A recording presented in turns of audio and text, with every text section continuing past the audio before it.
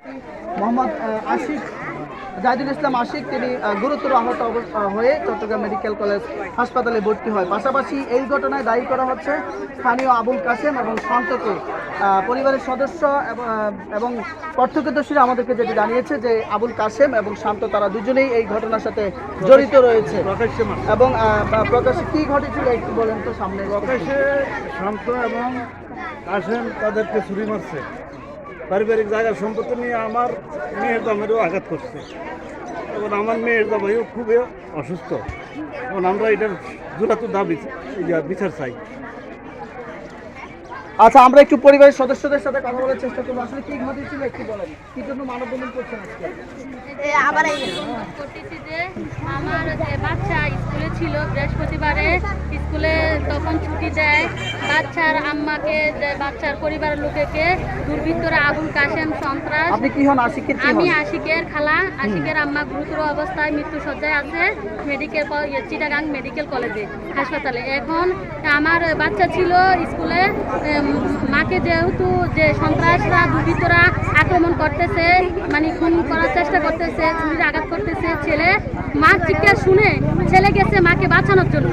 তখন ছেলেকে যে আবুল কাসেম, শান্ত, তারপরে আরও কিছু দুর্বৃত্তরা আছে, ওরা সবাই ধরে ছুরি দিয়ে এলো পাতারি কুড়াইছে, মানে ছুরির আঘাত দিয়ে এলো পাতারি কুপানো হয়েছে।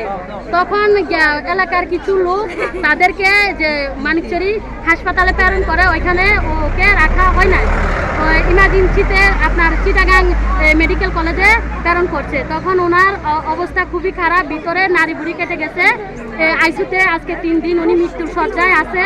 আমার বাচ্চার তো কোনো দোষ নাই, আমার বাচ্চা স্টুডেন্ট, একজন 8ম শ্রেণীর স্টুডেন্ট, এই স্কুলের ছাত্র, সে তো কোনো দোষ করে নাই, সে মাকে দেখতে গেছে, দুর্বৃত্তরা তাকে আক্রমণ করছে। এবং আমার ফ্যামিলিতে আরও বাচ্চা কাচ্চা স্কুলের, এরা সন্ত্রাসীরা প্রকাশ্য অস্ত্র নিয়ে জনসম্মুখী খুন করার চেষ্টা করছে, জনসম্মুখী এই আঘাত করেছে।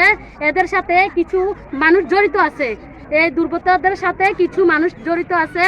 এখন এদের আমরা ডক্টর ইউনূস স্যারের কাছে সুষ্ঠু বিচার চাই এবং আমরা জোর দাবি জানাচ্ছি, তীব্র প্রতিবাদ জানাচ্ছি।